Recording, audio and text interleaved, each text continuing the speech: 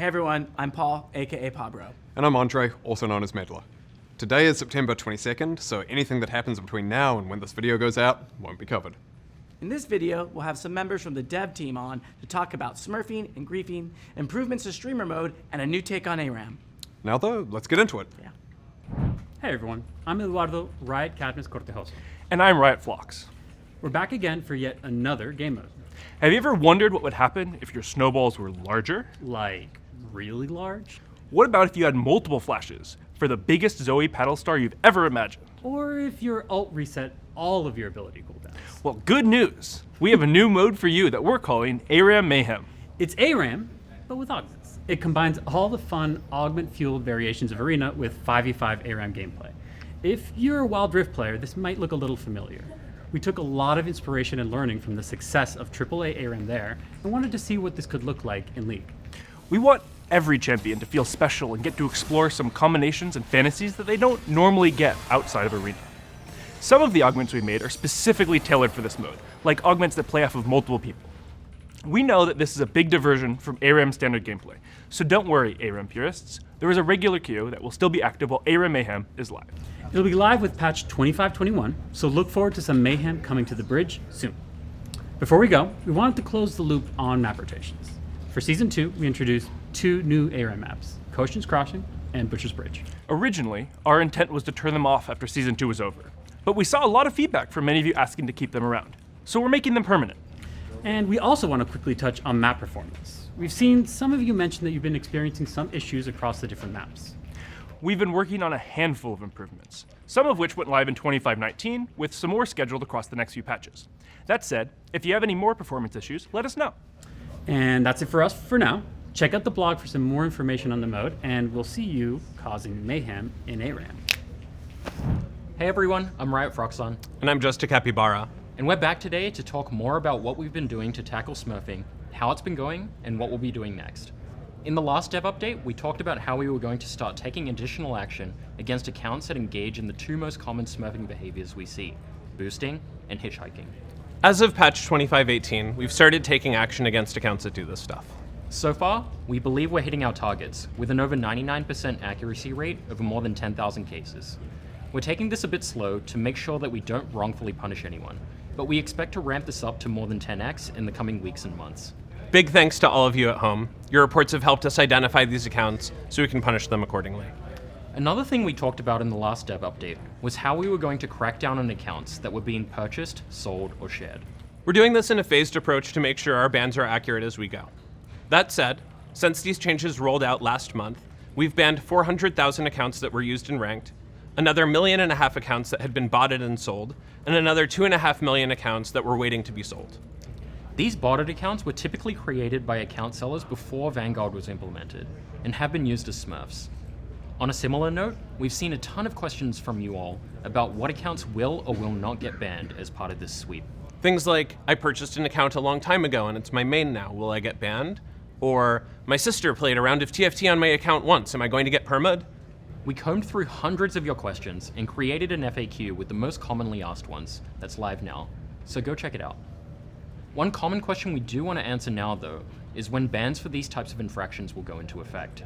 If an account is purchased or sold as of patch 2518, we will find these accounts and ban them going forward. Given the appeals we've seen to date and our accuracy rates after manual review, we're still quite confident in the accuracy of our detection systems. With that said, if you believe you are wrongfully banned, please reach out to our awesome player support team for help. Okay, so that just about covers our follow-ups from the last dev update, and now let's talk about what we've got coming in this space for the rest of the year. The next big step we're taking is account linking. Simply put, this means each player's alt accounts will be linked to their main account as long as we're confident they all belong to the same person. We'll model this through a combination of Vanguard data, account data, and behavioral data. This means that soon, we'll be able to act on linked accounts to address a long-standing issue, avoiding punishments. Many of you are familiar with our penalties today. Things like longer queue times if you dodged too many games, chat restrictions if you lost your cool and insulted a teammate, or in the most extreme cases, temporary or permanent bans. These are useful tools when it comes to discouraging negative behavior, but they become significantly less effective when someone can just buy and hop onto another account. Our purchased account bans should cover a good number of these cases, but in situations where the player is using a legitimate alt, things get a little bit trickier. That's where account linking comes into play. Starting in 25-23, punishments will carry over between accounts that were highly confident share an owner.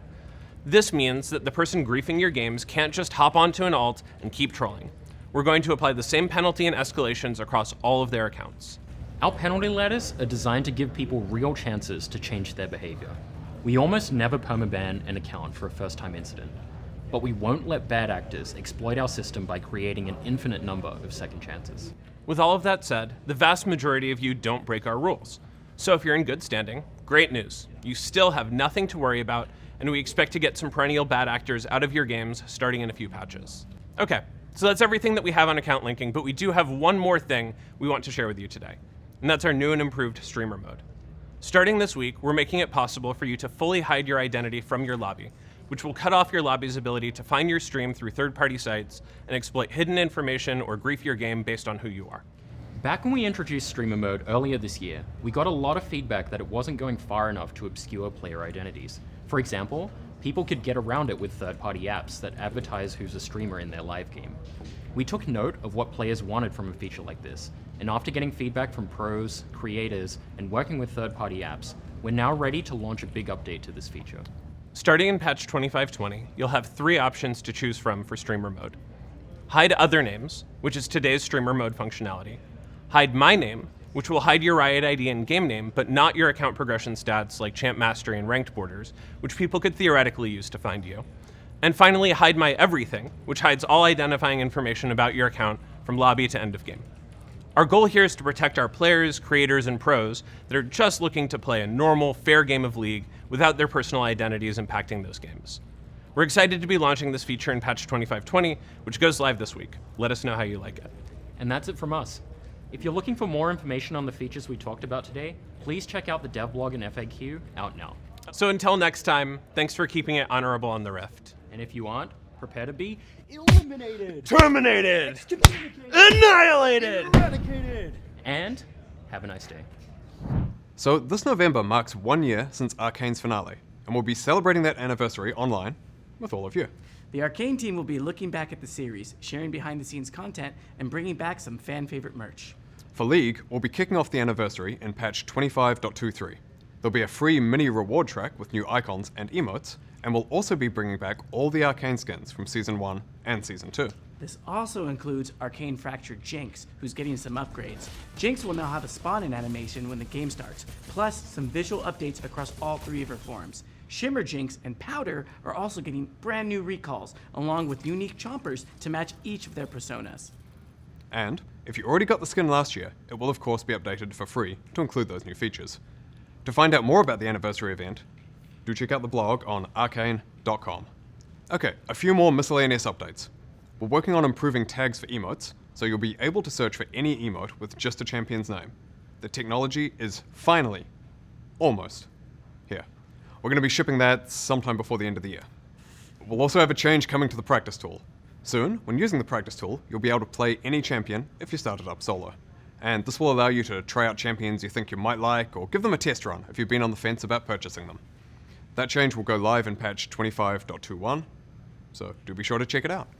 And for those of you wondering, the Blue Essence Emporium will be back in patch 25.23, and your shop will be back in 25.24. Now, last, but certainly not least, we wanted to remind you all that the World's Play-In stage kicks off next week on October 14th in Beijing. To celebrate, we'll be adding some map accents soon to bring a bit of Worlds to the Rift. Remember to do your pick'ems. Andre and I are working on them, and we actually have a bet riding on this one. Whoever's pick'ems are worse will wear the company and Mumu suit at a random company event. That is true, unless my pick'ems are worse, at which point I will not. Anyway, He's that's wearing that it. suit.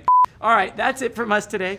The next time you hear from us, it'll be later November or early December, and we'll be talking about some of the things you can expect at the start of 2026. Until then, good luck in your pick'ems, enjoy your climbs, stay honorable, and we'll see you on the Rift. Bye. Bye.